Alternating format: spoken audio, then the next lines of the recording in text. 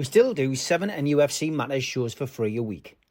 But if you want to support the channel, there are a few ways of doing it. Hit the like button on each live broadcast or video. This helps the channel grow. Hit the subscribe button and select the all notifications option. Hit the thanks button to buy a super sticker. You can do this on the live chat too. You can also join our Patreon page or buy us a coffee at the link in all of our video descriptions below. We are also looking for sponsors. If you want our latest advertising rates and how you can get involved, then email John at nufcmatters1892@gmail.com. Thanks for watching.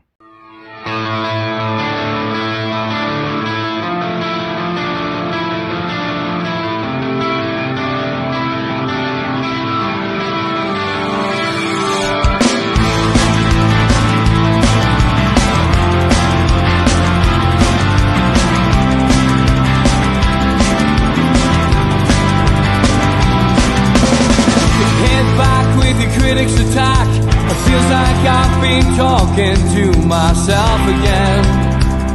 But it's the only way you're ever gonna learn. You look back and it's all in the past. I'm dwelling on the thoughts I cannot say to you. If I don't say the words, then maybe it's not true. And it feels alright when they come and say to you, you're the only thing that makes us all believe.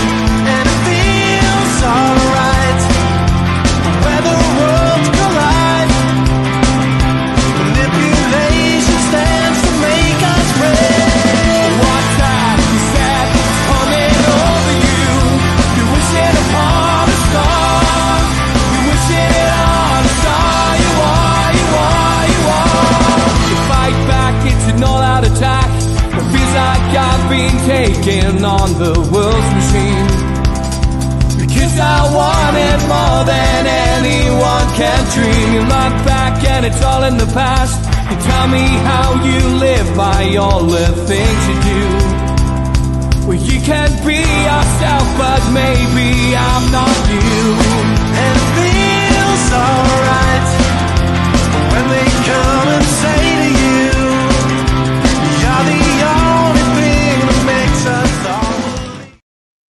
Good evening, welcome to NUFC Matters. It is the three amigos, the perfect way to kickstart your Newcastle United weekend, and it is a pre-recorded show which we have pre-recorded Monday the 5th of May. So if there is anything that's slightly out of date, you'll have to forgive us. Unable to do a live Amigos this week, but welcome to Mitch, Steve, to Joe and to George. Welcome to you at home, and 90 minutes of your usual Amigos content, and we're going to start with looking back at the game last weekend, Mitch, which was a 1-1 draw against Brighton. And to be honest, mate, I think we would have all settled for a point. I think we were talking about it last weekend. We would have settled for a point against Brighton. We knew how tough that game was going to be, and you know, it lived up to its expectation. Of course, Minte became the ghost that would come back to haunt us again with a sublime goal, nice finish, weird celebration. But Alexander Isak was on the spot again, eventually, it has to be said, after two false calls. But he got there with a third, and cool, calm and collected, slotted the ball away, and dare I say it, Newcastle probably could have gone on to win that game. Certainly a game which has brought out some interesting opinions from our fan base, as it always does. Some people thinking it wasn't a bad game, other people thinking it's the worst game they've ever seen. Short memories. But what was your view, Mitch? We didn't quite do enough to win it, but we didn't deserve to lose it. So I think a draw is pretty fair for me.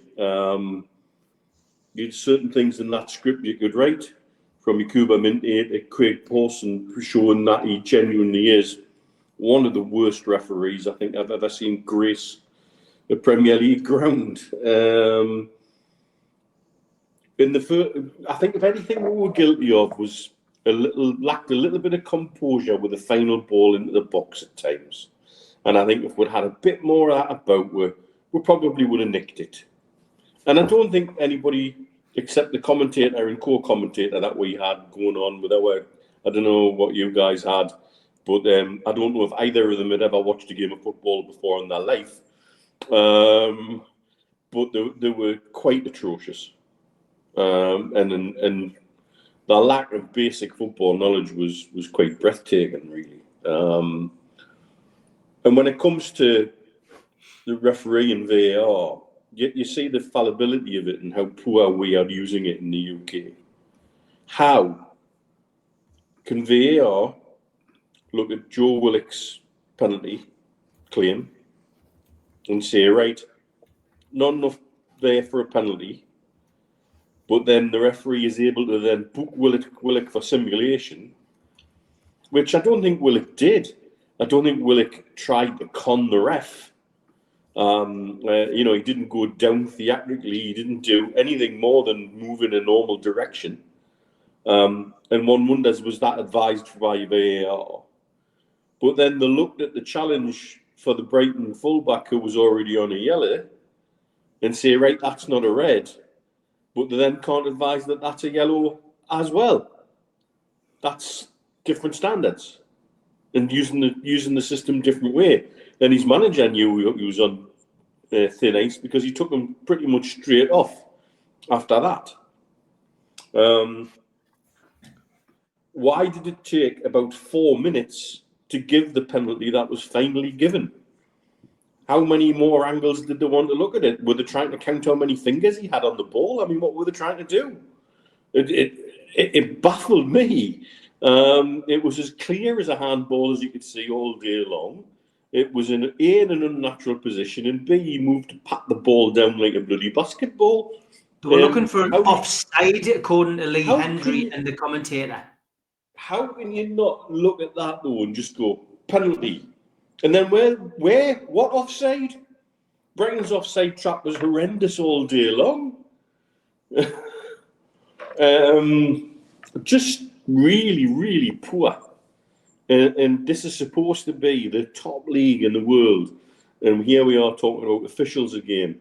And I would also question, was 9 minutes added on at the end enough? And I think if we'd had another 2 or 3 minutes, we could have nicked that definitely. I think Gordon coming on made a big difference in terms of incisiveness. And to be fair to VAR, they did get the decision again on Gordon right. That tackle was a foot outside the box.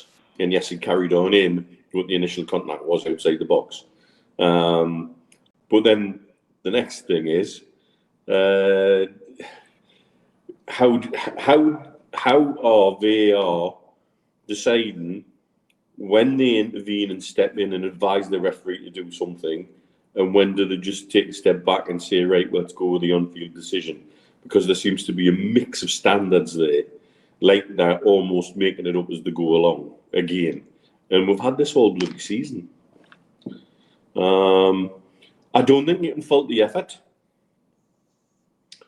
I don't know why Willock is suddenly what scapegoat, the one getting the brick bats off everybody. I think that's exceptionally unfair. The lad needs a run of games in the team. He's got an opportunity to get a run of games in the side. When he is in the side, he brings something that some of the other midfielders don't do. And when he fires with Isaac, I think he brings the best out of Isaac. He's got literally a big pair of shoes to fill in terms of Joe Linton. Should we be running with Maley? I personally would have maybe run with Maley in an away game like that. But, that he pays your money and takes your choice. And you got to go with the manager's decision. I don't think Tonali had his best game in a black and white shirt at the weekend. No. I think he was a little bit off. But then again, he can't be 9.5 out of 10 every week. Nobody can. And that's where you need the rest of the squad to up their game.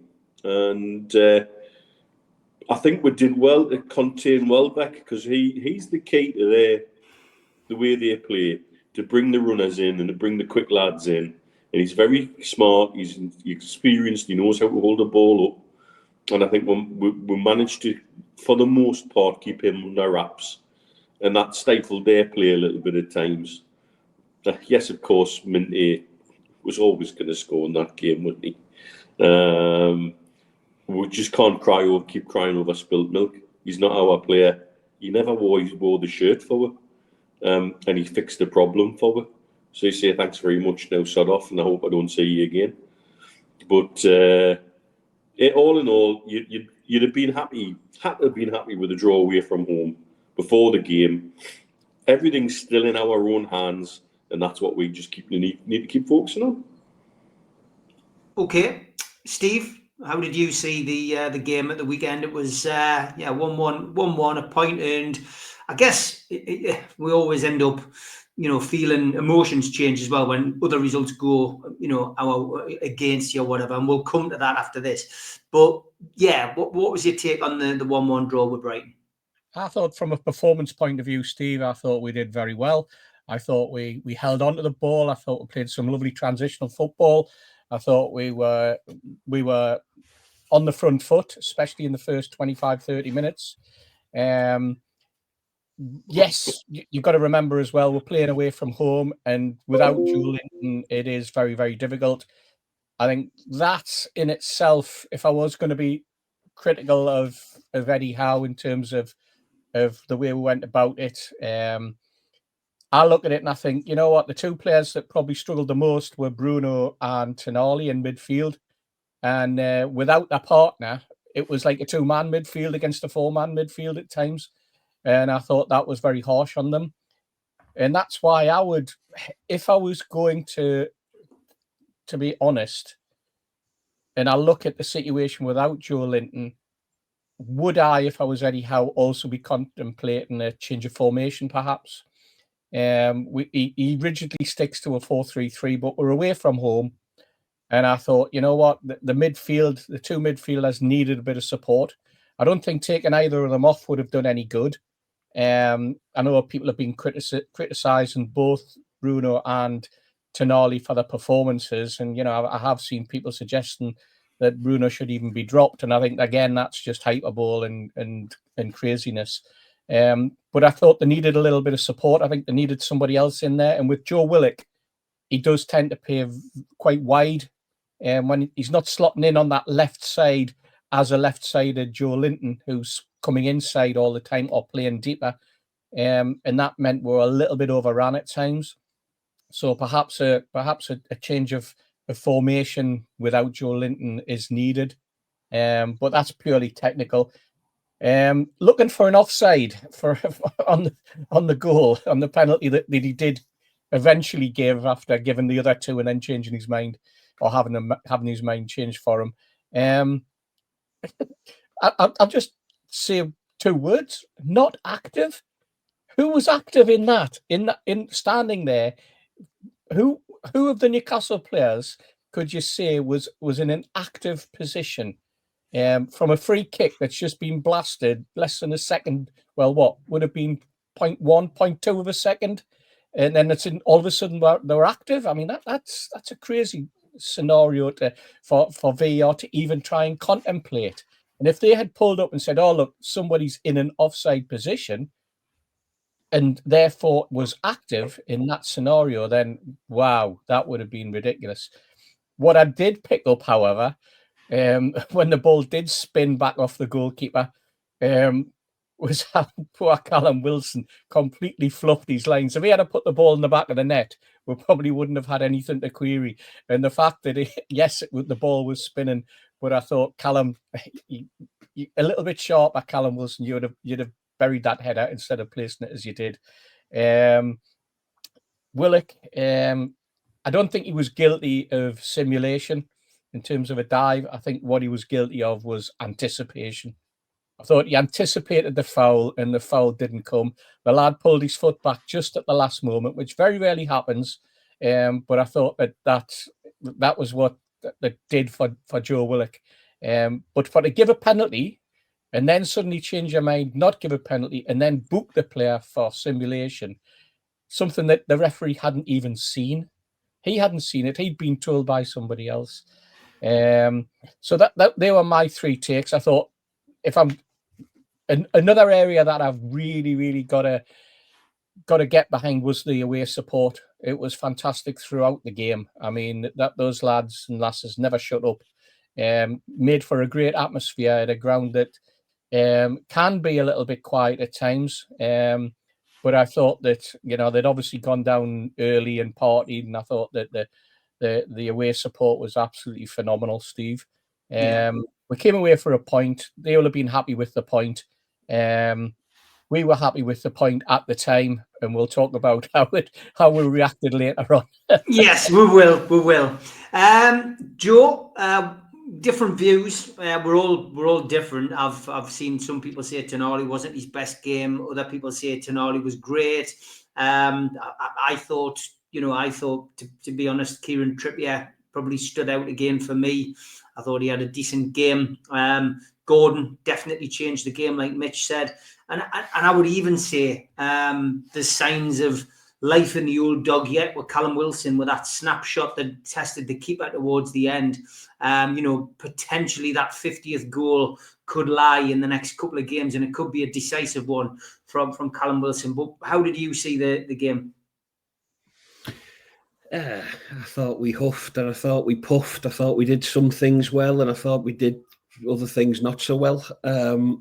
Hard work as expected, which is the blueprint. But I don't think, I said on Friday on the Amigos that I took 1-1 and not made the journey down to Brighton. And as Mitch said there, fair result, I guess. Did we deserve to win? Possibly. Did we deserve to lose? Probably not. But I just thought we played it. We passed it a lot. We played it sideways a lot. We ran down quite a few dark alleys, and it wasn't necessarily because we were particularly terrible. I just think we lacked a little bit of idea. Isaac, one touch of the ball again, and thankfully it was a perfect touch of the ball, but it just looked a little bit like it was one game too many for the likes of Murphy. Barnes was okay, but not particularly brilliant. We looked better when Anthony Gordon come on. We looked better when Callum Wilson come on, and we got that slight formation change as Steve was talking about. But I think overall, Steve, defended reasonably well. We showed Minty inside, and that's what we do to teams. And you're slightly disappointed that our defenders in training, watch Gordon and Barnes coming inside and burying it all season, and then we allow wingers to do it to us, albeit a deflection off Dan Burns' head.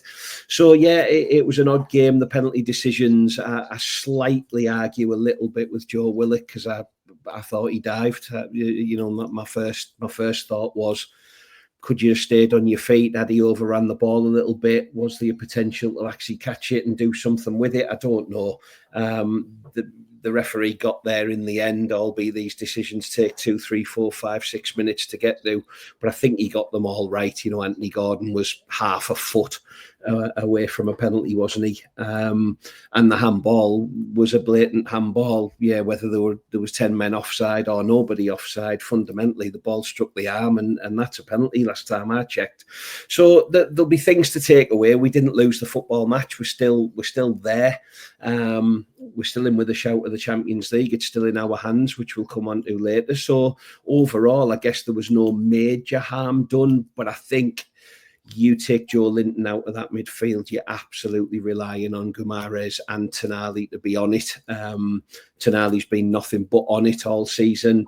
Yesterday, I thought, as I say, he huffed and puffed a little bit, gave the ball away uncharacteristically, trying some longer passes that were going out to touch and out to play. So he didn't have his best game. And I thought Guimaraes ran around a little bit and didn't particularly offer a great deal. So I think with one midfielder missing and the other two not on their game, we probably got what we deserved. I think a point was probably about fair enough. Okay, Joe, you made a really good point there about Tonali's long balls. He's looking for Willock with those because Willock makes those runs that Joe doesn't. Nobody else does from midfield. That's one of the differences. And I think you're right. I think he was trying something different because there was a different person making different runs there. and just didn't connect. And all it would have taken would be one of those to connect, and then everybody would be like, "Wow," you know. It might come back to the point you made, though, Neil. I mean, Joe Willock hasn't played, has he? I mean, I didn't think he was particularly good yesterday. I'll be honest, but I think had he have had 5 or 6, 7, 8, 9, 10 games with Tonali, with Isaac, you might have found that run does get made. There was a couple of times when there was a ball on. Isaac played a couple of balls into no man's land, and he's looking at Willock, and you're thinking, yeah, you know, get them on the training pitch a little bit more, get him in his kit and not a bib on, if you know what I mean, and maybe we're in. But you know, whether that bodes well for the Chelsea game, because I'm led to believe Joe Linton won't be available now for the rest of the season. You know, is it going to be Willock?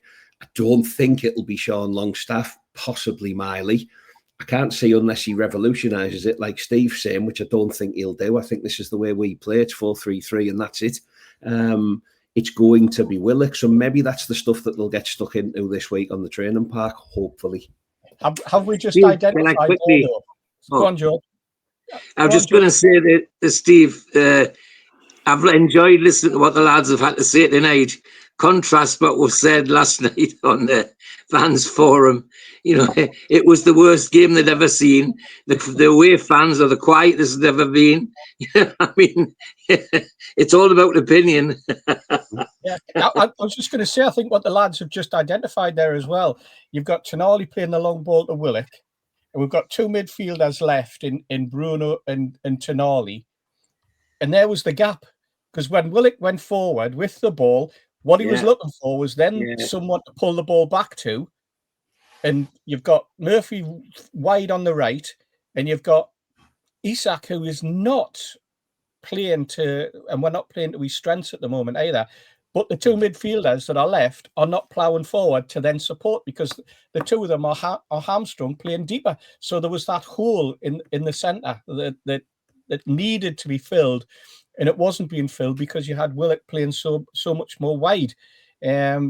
He wasn't getting the overlaps that he needed from Livramento, and Barnes was kind of flitting in and out at times, and those holes have got to be filled. They've got to be filled by those 2 central midfielders who have always played a little bit more advanced, but yesterday they were playing a little bit deeper. And it's interesting that Sean Longstaff, who was a player that Eddie Howe has trusted since he came to the club, clearly doesn't see him as a natural replacement for Joe Linton, when, to be fair, he could probably do that job. You know what I mean? Exactly. He's a physical player. He's somebody who gets stuck in, puts the boot in, does the nasty work, but maybe just feels that Willock's the right option. It's fascinating. It really is. That's why Eddie Howe gets paid the big bucks. Steve. Sometimes it's to do with partnerships, and sometimes it's to do with, well, perhaps he feels as though Longstaff and Tonali don't blend well. Yeah. Or perhaps it means that he has to take someone and get them to play in a different position to get Longstaff to play more of a central role. And all these things all come together. And that's the difficulty of being a manager. It's getting the right blend. And once you get channeled into a certain mindset and a certain thought of your personnel, then it becomes very, very difficult to change that or to get that out of your system, you know, and to take a risk, because it is a risk. Suddenly bringing someone back in after you haven't played them for so long, you know. Definitely. Okay, got quite a bit to get through. As always, time for one of these.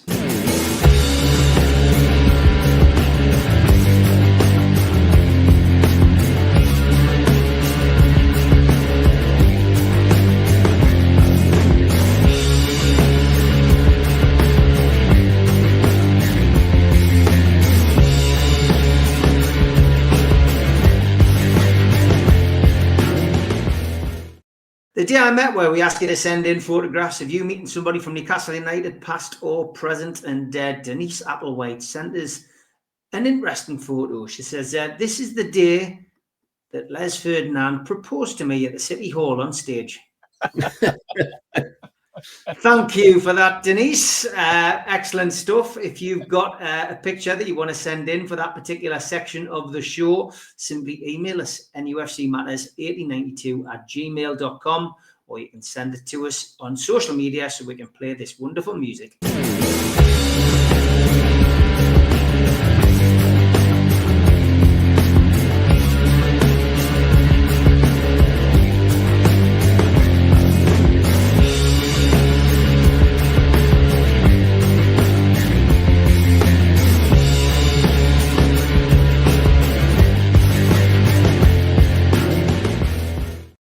Okay, welcome back to the Three Amigos. This is a pre-recorded show. Hope you're having fun in the chat.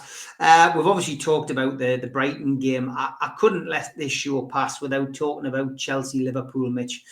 Chelsea Rob will have loved that. There's no doubt about it. And I say Liverpool with tongue-in-cheek because that was Liverpool reserves.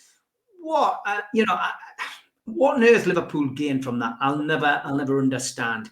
And it really upset me and disappointed me because it's not a level playing field. I've seen a lot of chat on social media as well about this being the corrupt six teaching Newcastle a lesson, blah, blah, blah. But, there is no way, there's not a cat and hell's chance that Liverpool would have got beat off Chelsea had they played their first choice 11. That would have been a landslide.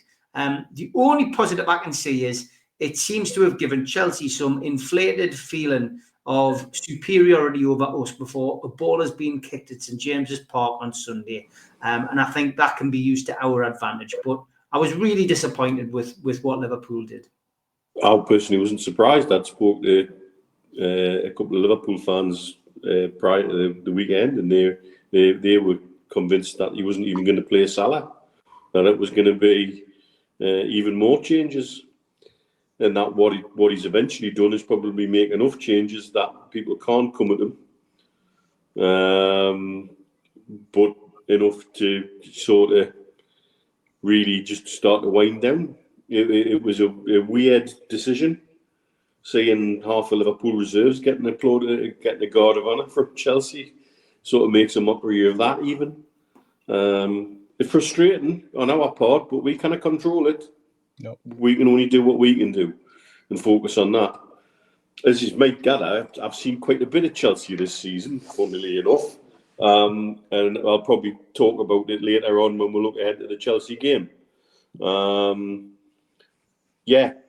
quite happy for them to have a little bit of inflated self-opinion because I have opinions on Chelsea from what I've seen of them this season, which I'll make clear later on.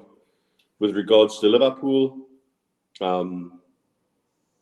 just log it in the little black book. It's another reason not to like them. Okay, Steve. Yeah, so many of the Liverpool players came out of that guard of honour carrying their beach towels as well, didn't they? Dear me, the performance they put in the first half was shambolic. They were certainly on the beach. There was no question about that. And yeah, Mitch hasn't said it yet, but I'll say it. I thought Chelsea weren't far behind them in terms of what they did, but the amount of space that they were given was ridiculous. I commented on Twitter that it was the red cartel and the top six, and it was a stitch up. It certainly didn't do Liverpool any favours. Not that they needed any, but it didn't do us any favours. But it certainly helped Chelsea, and it helped a few other clubs around us. These sort of conspiracy theories are bound to spill and spin out.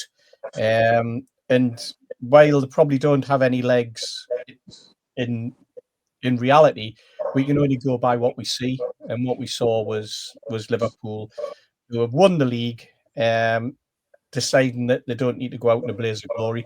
I wonder if they'll do exactly the same in front of their home fans next weekend. I wonder if they'll play even less of their superstars, and whether they'll then be accused by certain sections of the media of taking the mick because people have paid good money to come in and see them as the champions. This is the fine line that you have to look at now, and it just leaves a sour taste, and it leaves everything open up to question, and I don't think that does the game any good at all. Joe? Yeah, I mean, do what they want, can they? They won the league last week, didn't they? And they've been the best over 34 games. But this is the Premier League, isn't it? This is the greatest league in the world. This is the league with all the integrity, and and just to throw a team out like that, I agree. I mean, they get a guard of honour, and there must be, it's embarrassing. and don't turn up. You know, your season's finished. You've done your job. You know, so there's two ways of looking at it for me. One, they deserve it, the champions, and fair enough. But even if they'd have played the first team, I remember the first team getting slaughtered at Wembley. So there was no great shake there. But I agree. I mean, I don't think Chelsea are the greatest side on earth as well. So am I surprised? Not really. Would I have been over the moon had we have been playing Liverpool yesterday and they'd have put that team out? Absolutely. So it is what it is, isn't it? We beat Chelsea, we beat Everton, and whatever happens against Arsenal, we'll qualify for the Champions League, so they can play with the one for me. George, did it leave a sour taste in your mouth? Oh, absolutely, but no surprises. The only thing that intrigues me is, where are the FA's rules about fielding weakened teams? They seem to have gone out the window. There's nobody in that direction in the Premier League making any comments about it. It's all just swept under the carpet because it's Liverpool. It's as simple as that. And it doesn't do the game any good. It's quite sad, bit by bit, how the lack of integrity in where Premier League is the shining light now. It used to be the best. It's now struggling even to be the worst, in my opinion. So when you look at the team that went out, if you had a quick look at who played, more than half that team didn't have half a dozen first team games between them before that game. It was ridiculous. So it's actually a compliment to say that, well, Liverpool reserves got some of them don't even play regularly in their reserves. But then, you know, as Joe rightly says, and why shouldn't we load it over them? Even with the first team, they got a tank in at Wembley, and that does me. That's fantastic. So after that, they can do what they like. But it also does smack a little bit of Americans helping Americans, do you think? I do. I do. It's no accident that who all the owners are that are involved in this now. And look at where some of the Liverpool money comes from, and see what they're used to doing, the Teamsters, and how close they were to another family. So, you know, allegedly. It doesn't leave a sour taste in your mouth, but they'd won the league, but it was a helping hand to Chelsea.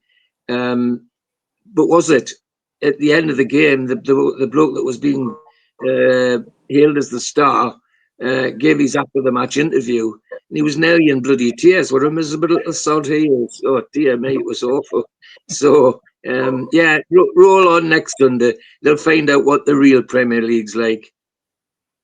Okay, it is time for you, if you're of a nervous disposition or easily offended, to go into the kitchen and stick the kettle on or get another tinny out of the fridge. It's Tweet of the Week.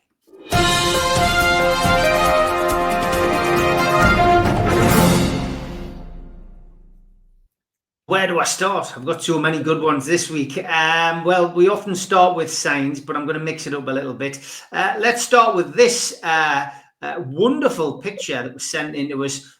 We've all seen the cartoons, now see it in real life. Wile E. Coyote finally found on a road in America. That's brilliant, isn't it? And I got a toilet duck this week, lads. It hasn't made it any cleaner, and it bites every now and then. But anyone who wants it to use it now can. And you throw your condom in the trash, and 18 years later, this shows up on your doorstep. We all like a bit of Elvis on here. They're caught in a trap. Oh, Jesus. We'll keep getting sent these celebrity ones. They amuse me. Hasta la vista, baby. Oh, God. And if you're thinking about getting a tattoo, lads, always think about it, because you can't get it removed very easily, lads. Yeah, mate. Is that a pencil sharpener? Oh. Here's Popeye. Just try rubbing some spinach on it, says Olive. And can anyone explain this, lads? I think the answer is no. Star Wars. Here we go. I love this one in Scotland. Fantastic. And the most vulgar character of all time. Why? Because they beeped out every single word he said. Yeah. When she's mad at you but makes your sandwich anyway. And rescuers learned that this exotic bird that they found was actually a seagull covered in curry.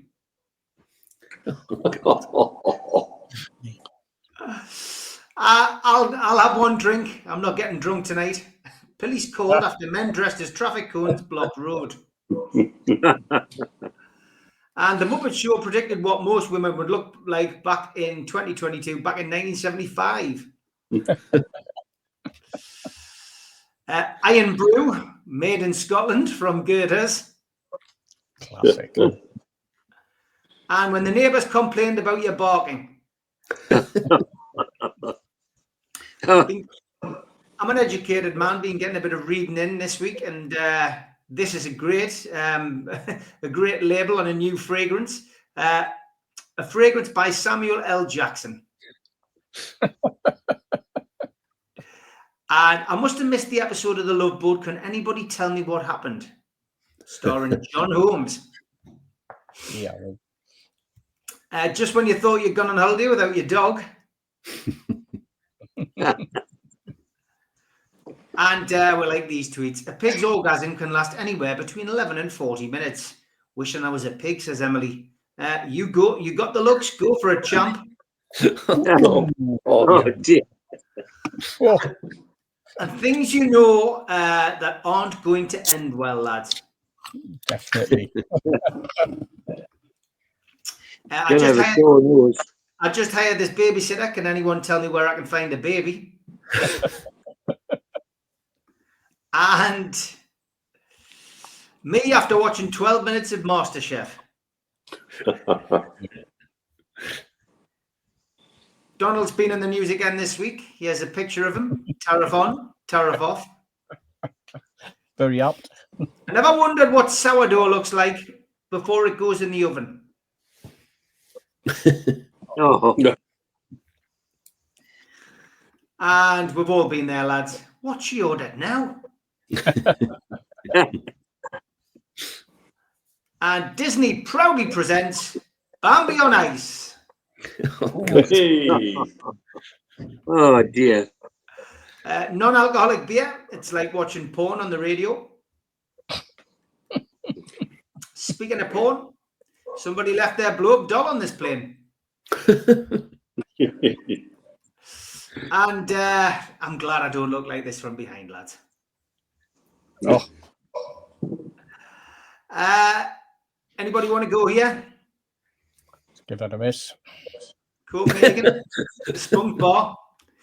And my ability to remember song lyrics from the 60s far exceeds my ability to remember why I walked into the kitchen. Yeah. Yeah. You know, because I promised my sister I'll give her half of my grapes. Yeah, we've all been there. Tyne lovers. Lane closed for no reason. Should do that. They should do that. And some lesbian feta. Interesting. Sheep milk, Essex cheese. Real cheese, that, by the way. Relax, David. It's just a small surgery. Don't panic. My name's not David. I know, I'm David. Oh, yeah. Oh. And shape veil on the baking table. And why you shouldn't wear a Canada shirt on picture day. Yeah. Yeah. I was incensed when I saw two men urinating near my new Fiat until they explained they were from the website We Buy Any Car. Oh. You could. And are you dating Scooby-Doo? That is brilliant. A bit of reading as well. These book covers get sent to me on a regular basis. Mother finds Larry's mysterious sock. Uh-oh. And I wonder if she found these in his bedroom. No more excuses. Durex with aspirin. Yeah. Yeah. And I'll be giving this coffee shop a wide berth. Yep. Needs a bit more practice.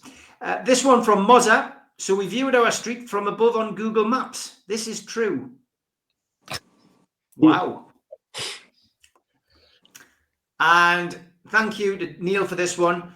Missing person alert. Please share. Our local chip shop owner has gone missing. This is the last photo of her, a selfie with a customer. Bit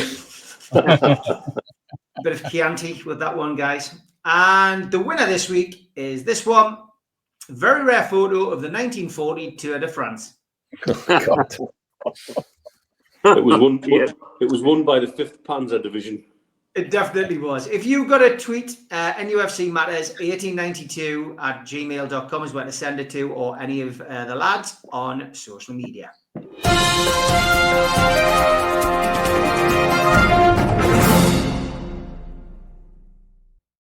Okay, quick break. We'll be back after this. Big thanks to all our sponsors. Skips and Bins. Say hello to low-cost waste disposal with pay-as-you-go and contract waste management.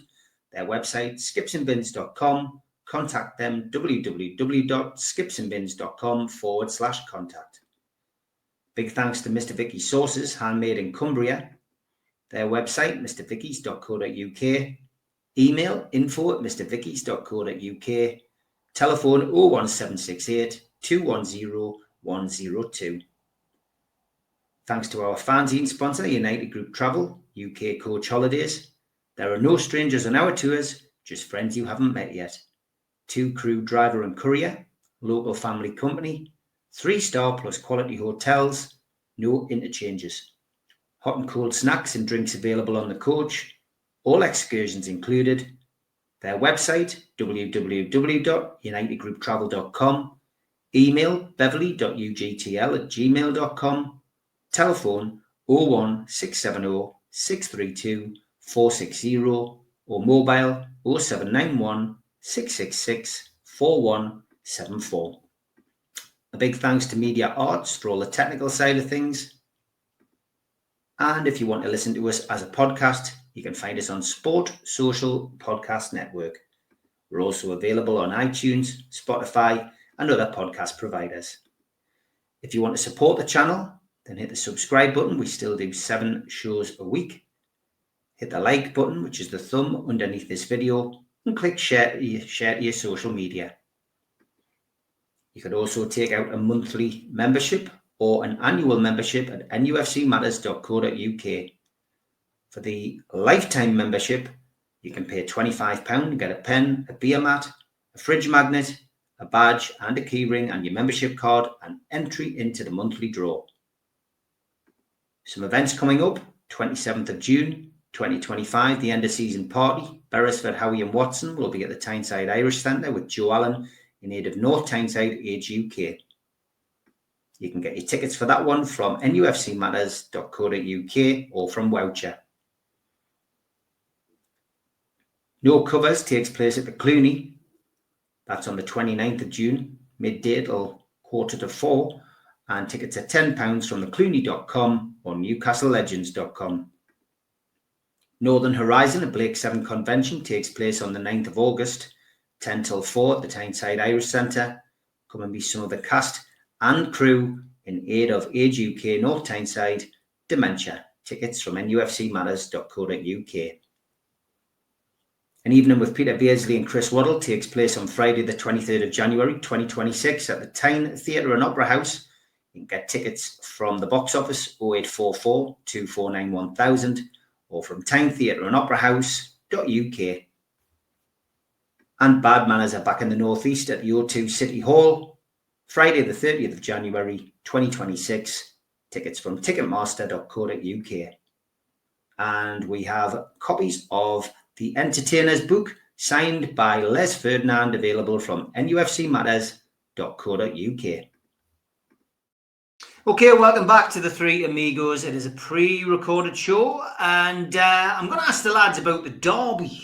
Newcastle versus Sunderland. We had one last year in the FACup, and it was a very one-sided affair. The hospitality was beyond belief. We got a bar named after our club, and free drink and free chocolates because the card machines wouldn't work, and we got a 3-0 win. Isaac doing the damage for us down there, really. But there is a chance. It's an outside chance. They've got to win the Jimmy Hill derby first, and then after the Jimmy Hill derby, they've got to win the final if they get through to it at Wembley.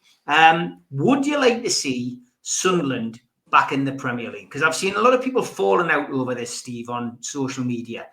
I'd always like to see all three North East teams in the Premier League, Newcastle being the top dog, and the others following in our wake. But a lot of people don't ever want to see Sunderland in the Premier League again. In fact, they'd rather they were down with, maybe Gateshead in the non-league than be in the Premier League with Newcastle United. So, simple question really, Steve. Would you like to see the derby back? Would you like to see Newcastle, Sunderland, and maybe Middlesbrough in the Premier League at some point? Steve, I know for a fact if they came up this season, they would go straight down the following season. So it would only be for one derby. So maybe, two derbies. That's all you would get. And if Middlesbrough come up, it would be exactly the same. Middlesbrough were done over by having the most miserable manager that I think the North East clubs had in years. That the man who could put a glass eye to sleep.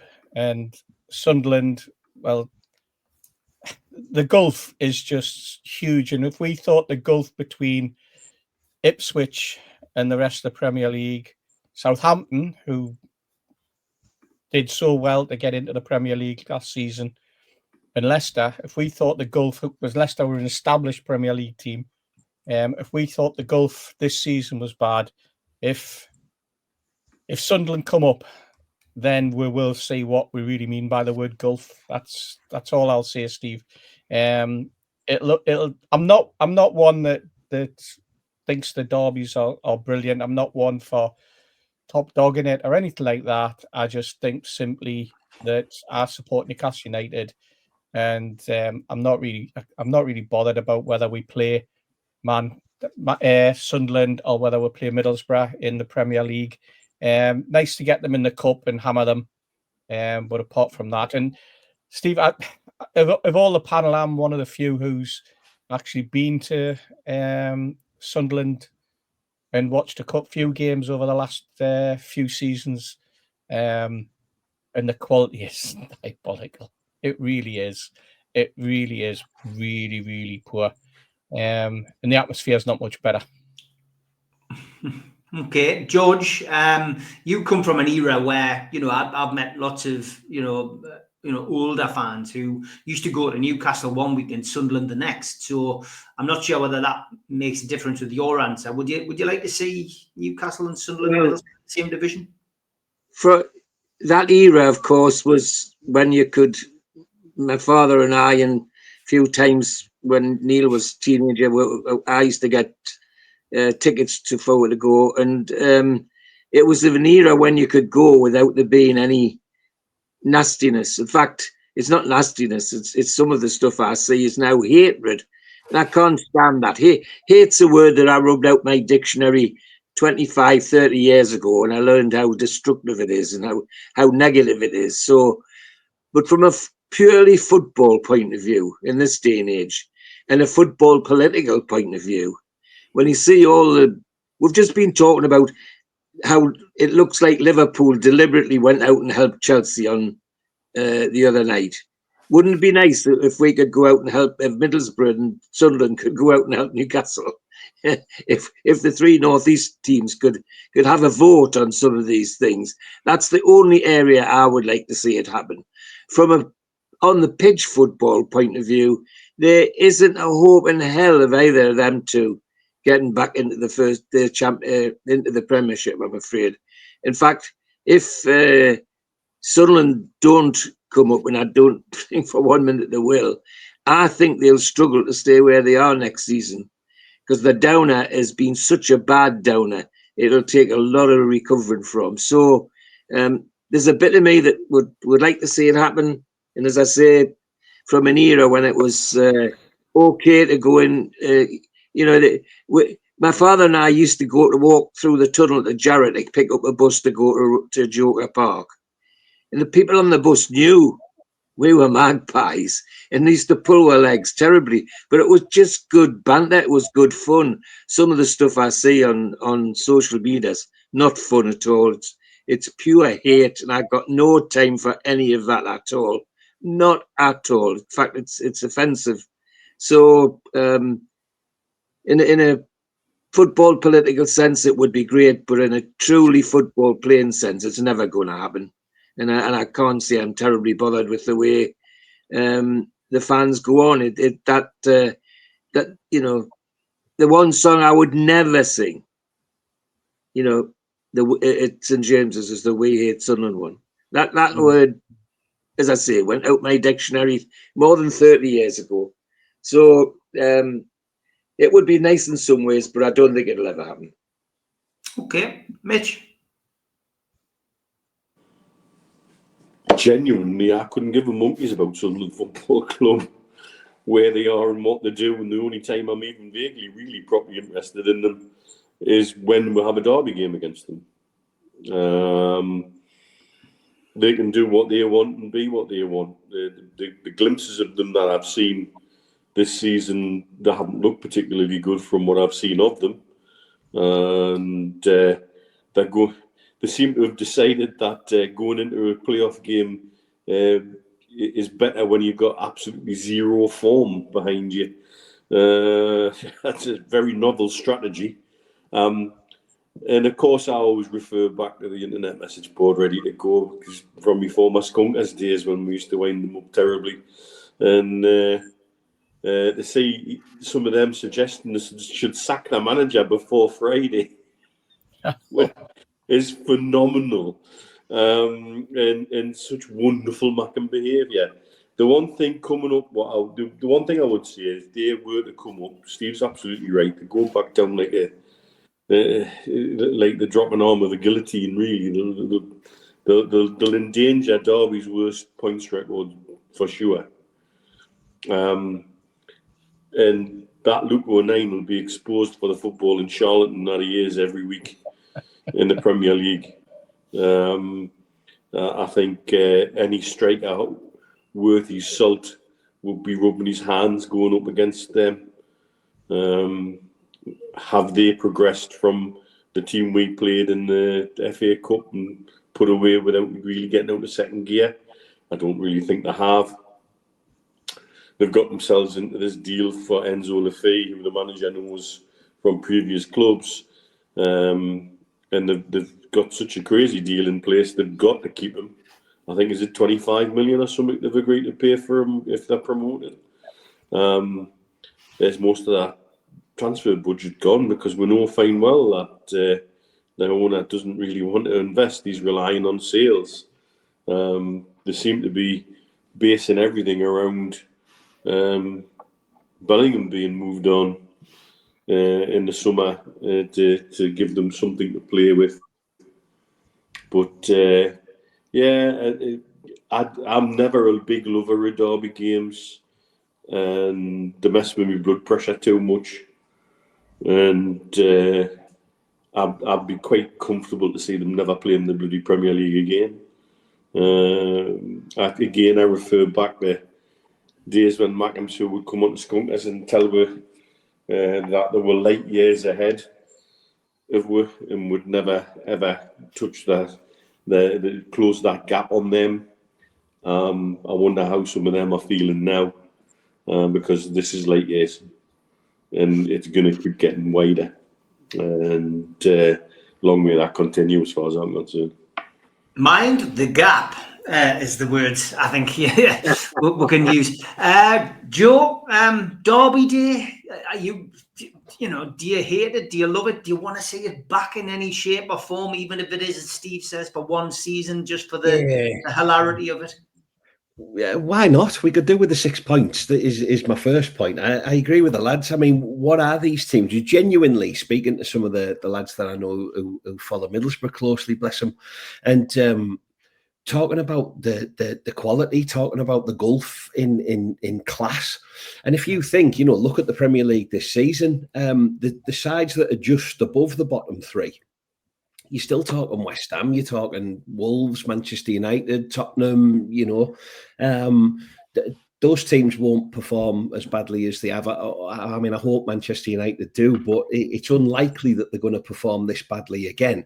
So who goes straight back down? It's the sides that come up. I like the fact that there's teams from the north coming up. It's nice that Leeds and Burnley have done it. It'd be nice if it was Sunderland or Sheffield, just to kind of mix it up a bit.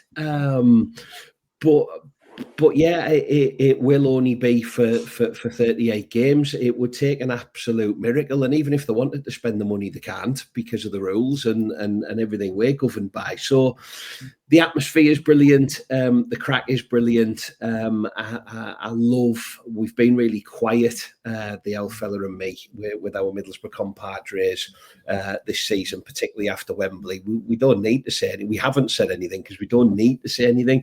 It's just great listening to them going into meltdown. And I'm sure Sean Dyche won't be that far away at the end of a telephone if Michael Carrick decides he's had enough.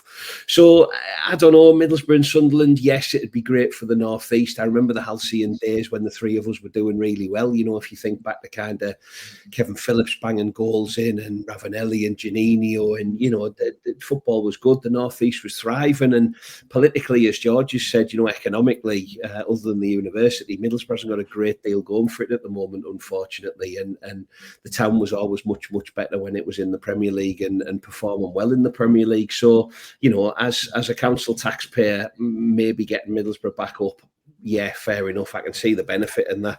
As far as Sunderland are concerned, I couldn't give a shit.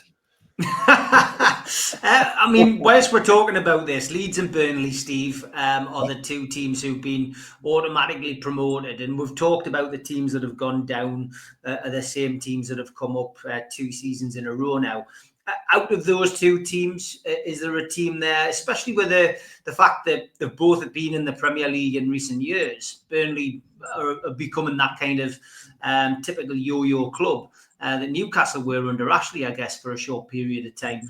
But is there a team there you think can stay up? Is there any hope that one of those two can book the trend? And if they do, what have they got to do? And don't say, not get beat, but what do they do to change things? I made a comment earlier last week, about Ipswich. The frustration it must be for the supporters to see them. They've gone out. They've gone out on a high. Really, they've come in and they've tried to defend. They've tried to change their game, whereas they were all cavalier at the 2/3 of the season. Now they're suddenly relegated. They play with a bit of freeness. That seems to happen to a lot of teams, doesn't it? So is it Leeds and Burnley? Do you think either one or both could stay up next season? Burnley's strength is not conceding goals. That's Burnley's only strength. They've managed to go on extended runs without conceding and picking up points away and wins.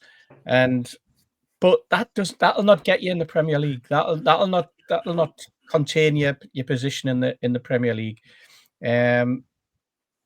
Leeds, a passionate fan base that as soon as things start to go wrong, will get on the manager's back, because we're already hearing certain section of their fan base and certain section of the Yorkshire press talking about Falk shouldn't even be the manager in the Premier League because of his track record previously at Norwich. So straight away there's pressure being put on there, and we've got the owner coming out and saying Falk's definitely our manager.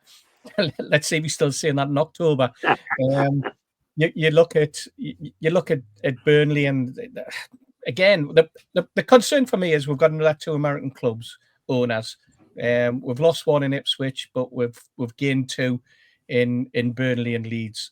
That's another nail in the coffin for those of us who think that the Premier League will survive intact without the pressures of American owners. Another 2 along the line. It only needs 3 now to fall into place behind them, and straight away we'll hit the 14.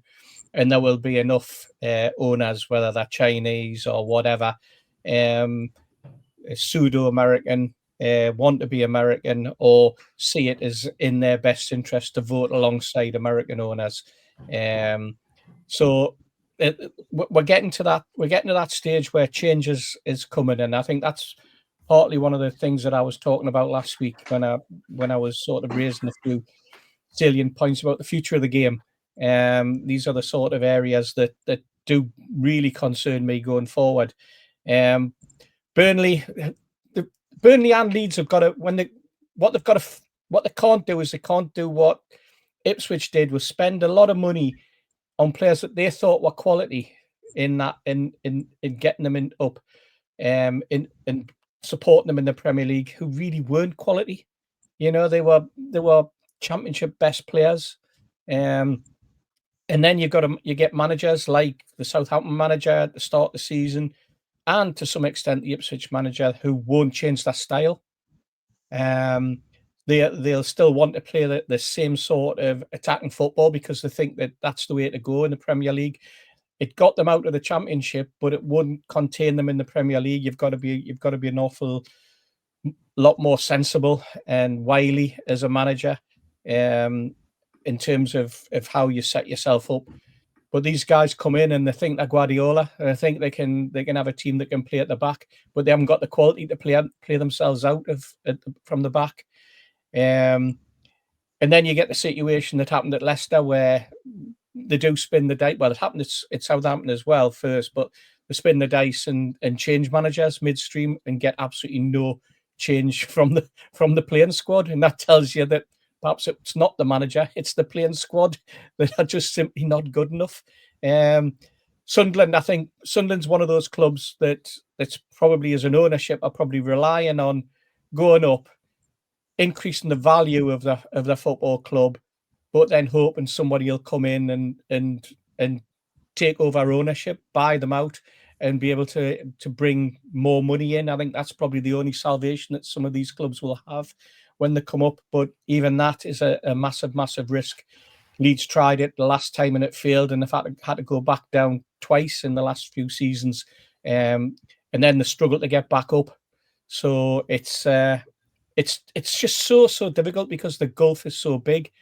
But you've got to. You also look at Burnley and you think, you know what, they've got a manager there in Scott Parker, who seems to be an expert at getting teams up, but that's as far as he goes.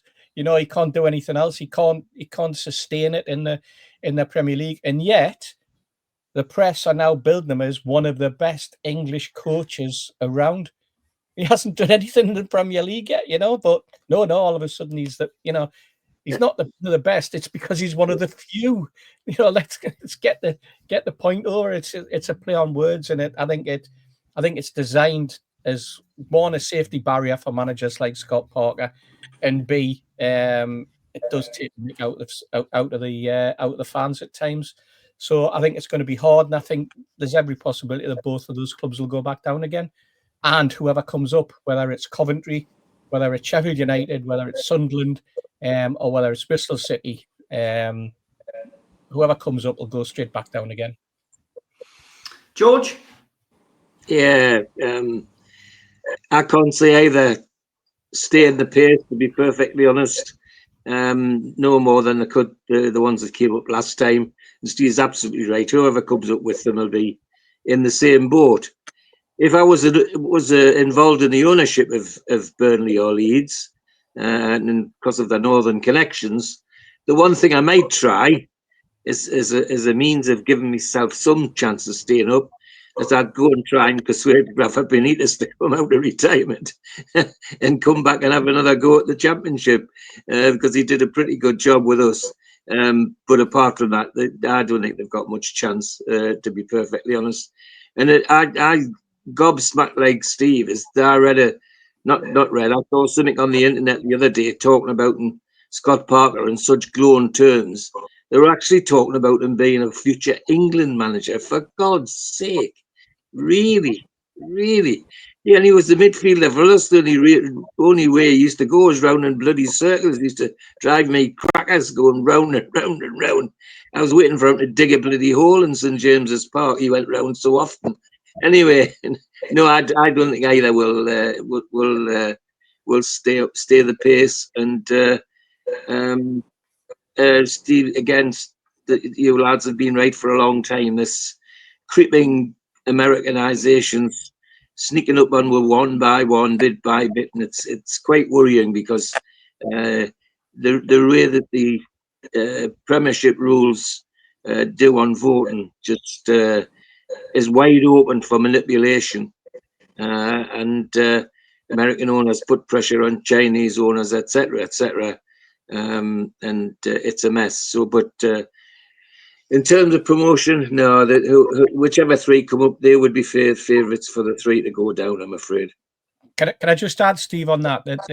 You talk about the Americanisation, and we're saying now there's 11 clubs. I think what we've got to remember is that when Man City second case was brought in, and when the new rules came in, the Premier League actually allowed those rules to go in on a 12-6 with 2 abstentions. So we've already got 11 that'll stick together. So that's how tight things are. And when you've got a Premier League board who will play with the numbers and allow rule changes on a 12-6 and not count the 2 abstentions as part of the equation, you just know that there's all sorts of jiggery pokery on its way. Okay, Mitch, thoughts on the 2 who were up?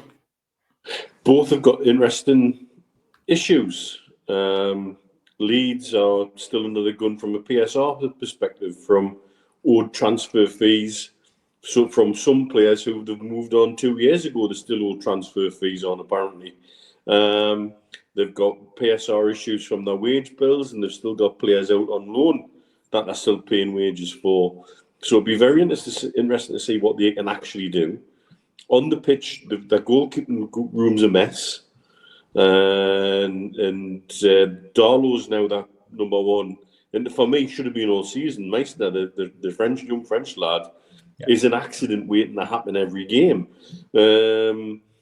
So I think there's a degree of unrest that I believe there still also could be lamped with another 15 million to pay for a player they signed and never played and tried to move on. And I think there's still a CAS case against them from somewhere, some French lad called Saint.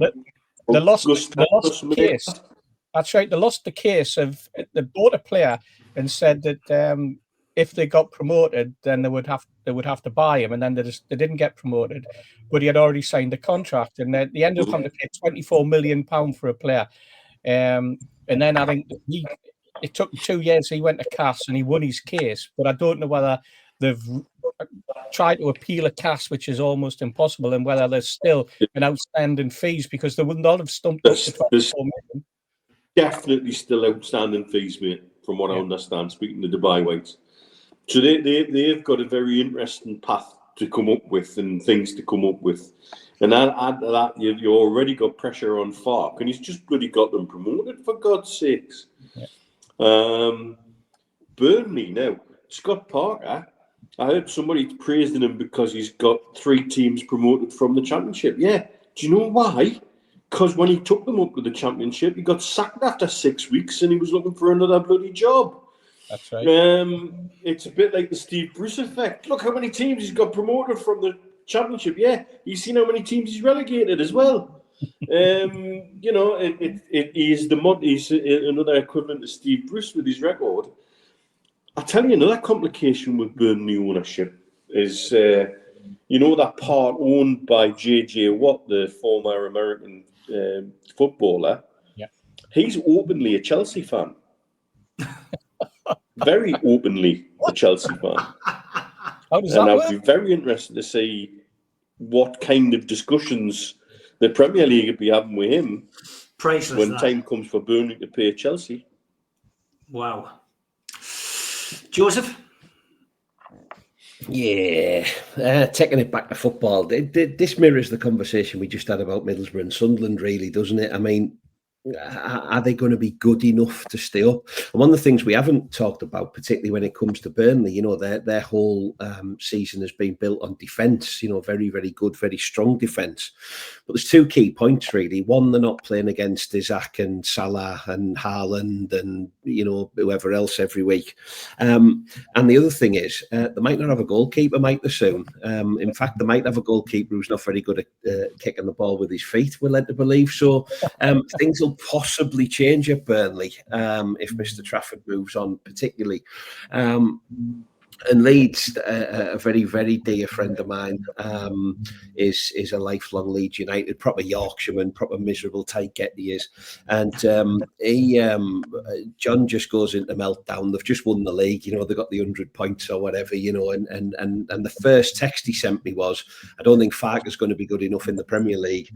And Melier, as Neil talked about there, you know, every single week he's going to cost them the league, he's costing them points, he's a clown, he's this, he's that, he's one thing, another. The star man in the side, Daniel James, you know, he's had a couple of cracks at the Premier League and unfortunately has ended up leaving the Premier League, hasn't he? So I think both of them and whoever the third team is, they're going to have to go some to stay up. How do you navigate this Premier League when the gulf at the top and the quality? I'm sure that the sides who can spend, hopefully including ours, will add even more firepower and more talent and more quality. Leeds United, Burnley and another just cannot live with it, can they? Are Leeds and Burnley any better than the Southampton, the Ipswich and the Leicester that come up? Arguably, they're all on par, aren't they? Particularly Ipswich. If anyone was going to stay up, I think it was going to be Ipswich Town. And they've been absolutely nowhere near. So whether they've got American owners, whether they support Chelsea, who knows? That's all fascinating, isn't it, how all that stuff's going to play out. But fundamentally for me, I can only see them coming straight back down. And I don't know what has to happen. The Premier League, the Premier League has to do something.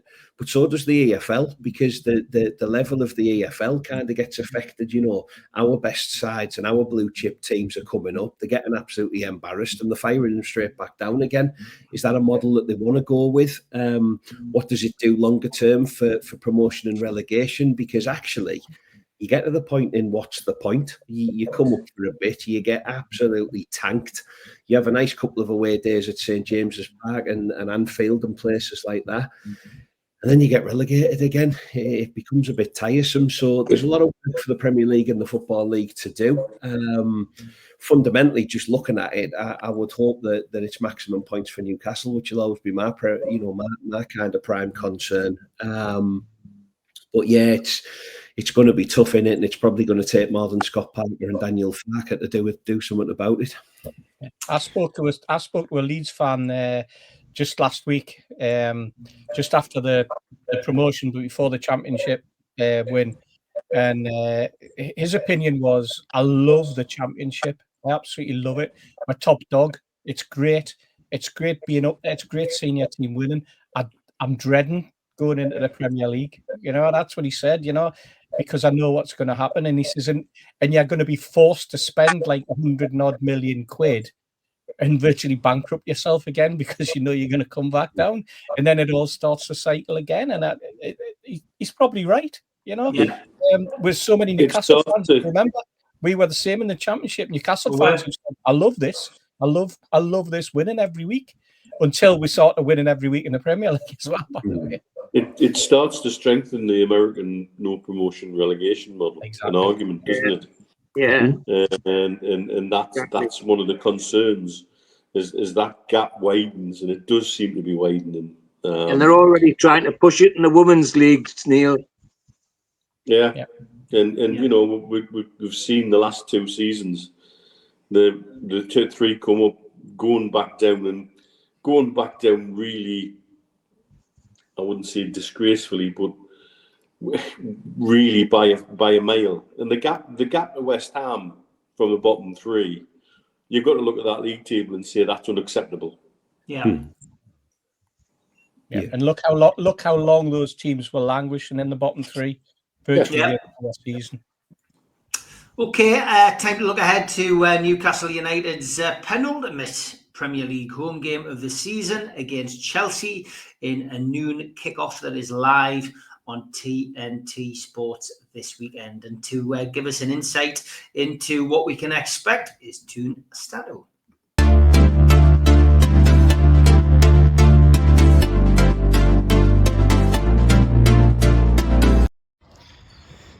Hello everyone. Before one of the crucial games for the final Champions League spots in the Premier League, Newcastle drew at Brighton last weekend, which was the first draw since the 4th of December.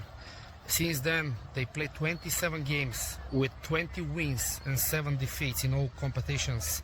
So it was high time that they drew. Alexander Isak scored from the penalty spot, his 23rd goal in the Premier League. The last player to hit 23 for us was Alan Shearer.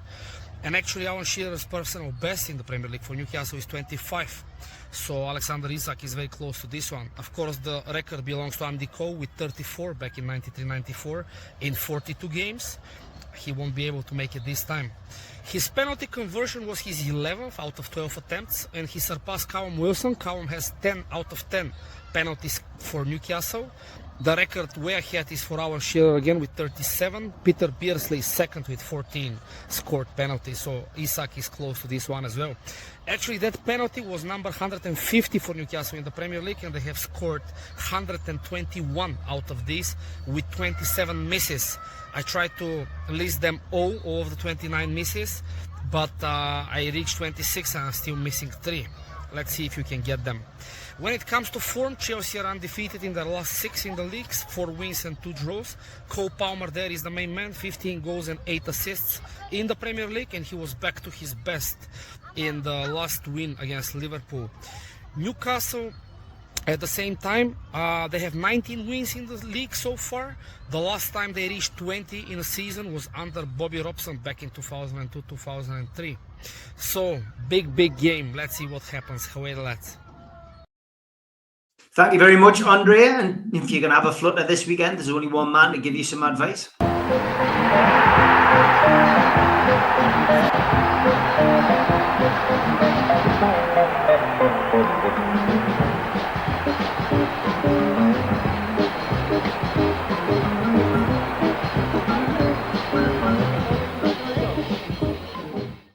And as we're pre-recording this on Monday the 5th of May, we made an agreement offline to make this slightly different, to make it a little bit easier for Joe. So over to you, Joseph. It's slightly different this week. I might try and win a bet. Should we try that? Yeah, this is really confusing because it is Monday, but really this is Friday. So if I don't turn up for work in the morning, Stevie, I'm blaming you. It's my fault. Yeah, absolutely.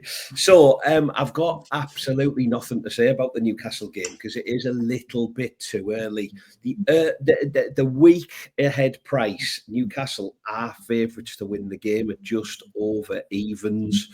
The draw is 3-1 and Chelsea are 11-5. So if the odds stay like that, the bookies really fancy us on Sunday. But of course, beware the dreaded early kickoff. That's all I'll say on that.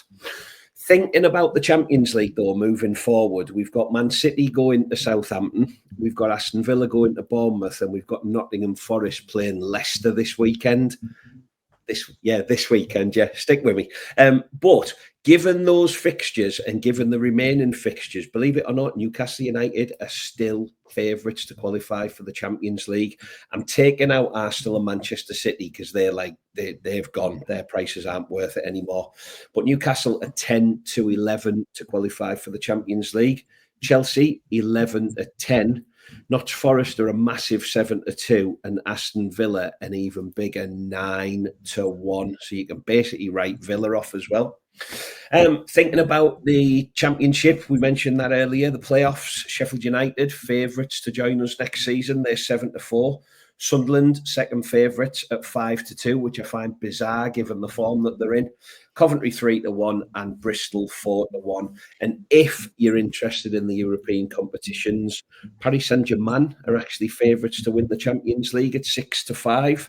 Manchester United, who'd have thought, they're favourites to win the Europa League just under evens, and Chelsea are streets ahead favourites to win the Conference League. So I can't say look after your money because I don't know what the prices are going to be, but why not just get your money on Newcastle to win the remaining 4 games of the season? Wouldn't that be nice? Great stuff. Thanks, Joe. Steve, over to you then. Looking ahead to the Chelsea game, feelings and a prediction. Again, back home, looking forward to a game, except for a 12 o'clock kickoff, which is absolutely ridiculous. And I mean, scandalous to slot it in at 12 o'clock just to suit TV. For me is a joke. But having looked at the list of games that are changing, the amount of games that are going to be played even at 3 o'clock next season, from next season onwards, it's no surprise and something we're going to have to get used to. The majority of games next season are all going to be on a Sundays. Very few, only what's been described as the average game. Games with very little interest will kick off at 3 o'clock on a Saturday from next season anyway. So something we're going to have to get used to.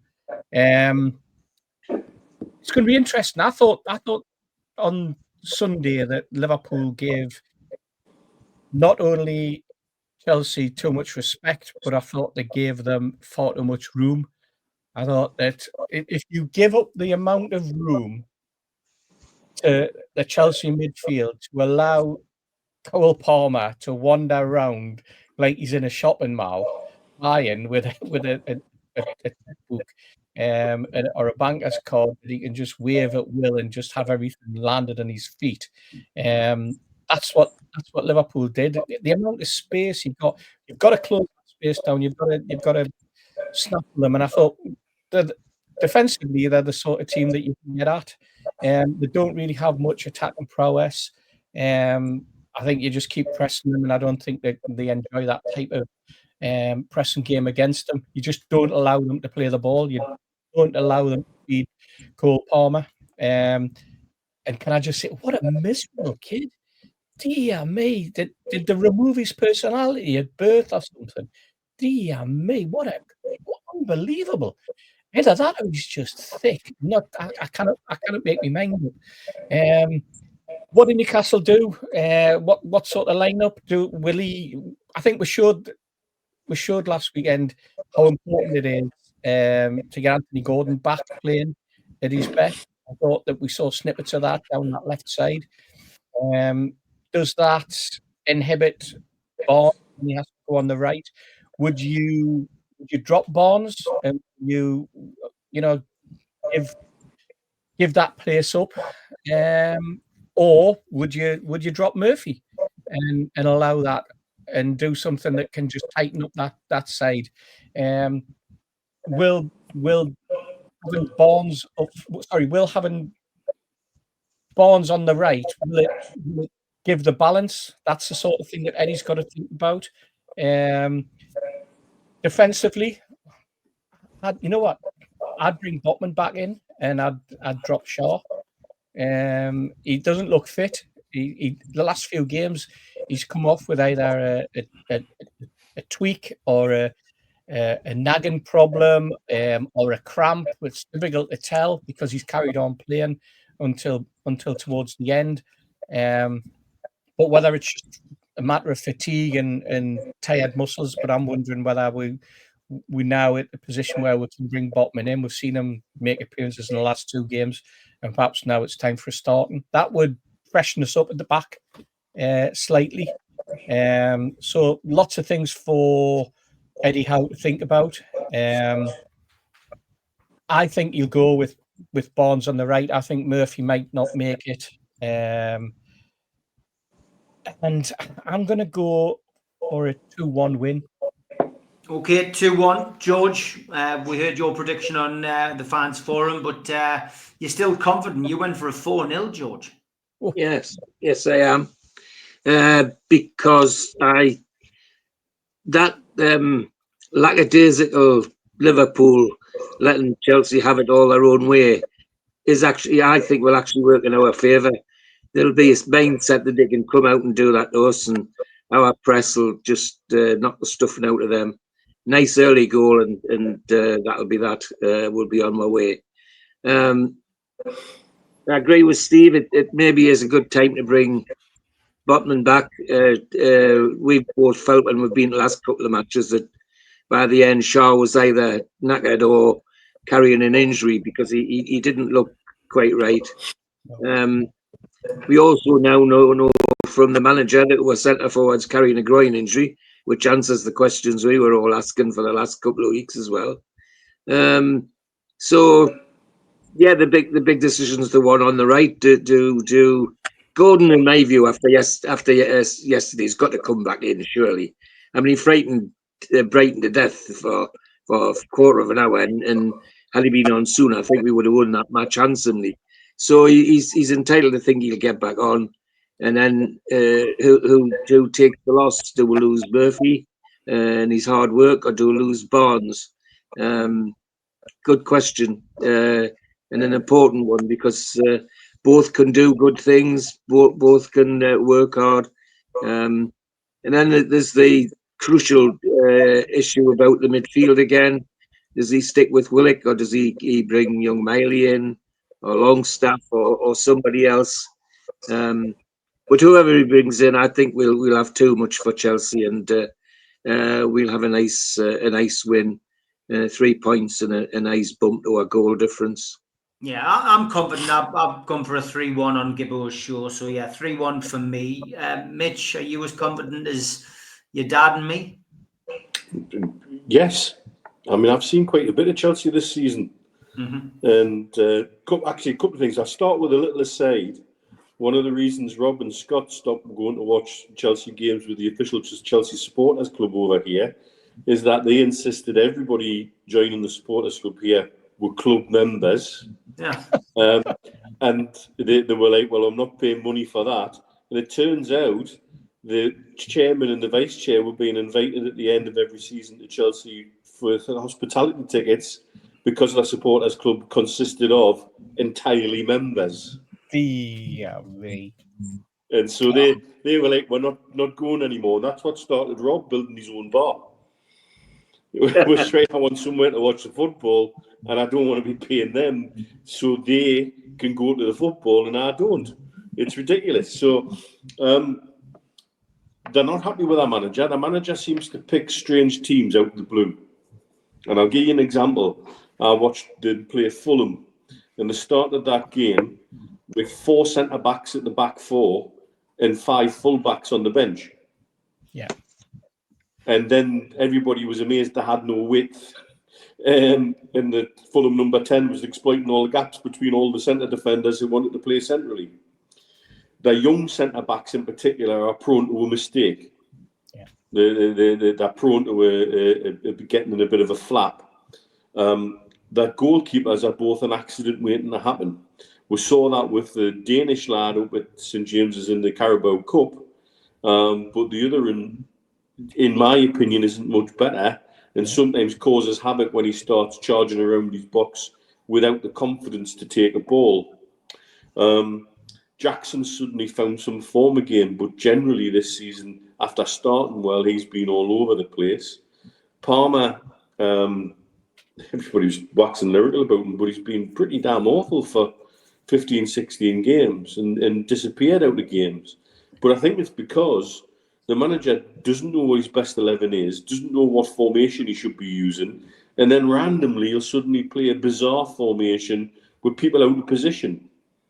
Because I think that Fulham game, after starting with 4 centre-backs in the back 4, they ended up with 2 centre-backs and 2 midfielders in the back 4 because they were just bombing everybody forward, trying to catch up. And then, of course, my bloody big mouth saying Pedro Neto was dog shit just as he rifles one in from about 30 yards. It was just classic big mouth Mitchell, really, wasn't it?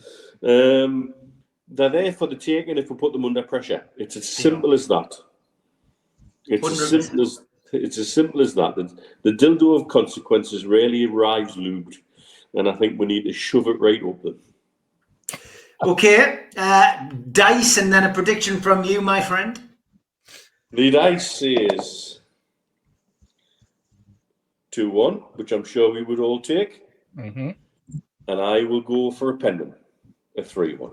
Same as me. Okay, down to you, Joseph. I've never heard Kenneth Wolstenholme say that before, Mitch. That was brilliant. What do I think? I think it's all over. Yeah, it is now. They've got some good players, haven't they? Let's have it right. They are on par with us in the league, but I agree with Mitch. They've done it quietly, if they've done it at all, because they don't seem to be pulling a great amount of trees up, and they were heavily reliant on the former Cole Palmer at the beginning of the season. And I agree with Mitch and the majority of the press. The kid, for whatever reason, has gone a little bit missing. The manager can't decide whether he's at the park or the pitches. I don't think he knows what his best 11 is, and I don't think he knows what formation to play at any given moment. So, but they're in the same boat as us, aren't they? So I think it'll be tight. I hope we don't do what we did at Stamford Bridge earlier in the season and just give Cole Palmer the ball and let him play. Yeah. We got absolutely nowhere near him. I hope Sandro gets a grip on him early doors. This is where I would really love Joe Linton to be playing, just to say, go and stand on his toe after 30 seconds and he won't be interested, and go chasing around after him like he did with Szoboszlai at Wembley, for example. So, yeah, can we not let Cole Palmer look like Lionel Messi? Can we get at people like Cucurella, who, he's got international medals and he's absolutely pants as far as I'm concerned. As Mitch has said, can we get a bit of pressure on the goalkeepers? Can we get Isaac fit enough to kind of affect the game a little bit more than he has been, goals aside, obviously? And if all of those things click into place, whether it's Shah, whether it's Botman, you'd still be confident in the back four. Livramento, ex-Chelsea lad, got something to prove there, I guess. He should be up for it. And can we get Bruno Guimaraes into the game a little bit more? Certainly, can we get him to stand on Enzo? And I quite like when the Brazilians and the Argentinians meet in the middle of the park. You get a bit of extra fizz, don't you? So if Bruno comes out on top, if we can get Anthony Gordon in the side, particularly running a Cucurella, and can we get Tonali to do a number on Cole Palmer? Why not? Why not go for it? Dan Burns said these are cup finals. We've done pretty well in cup finals this season, so there's no reason why we won't win another one. 2-0. 2-0. Okay, we are going to finish with a bit of this.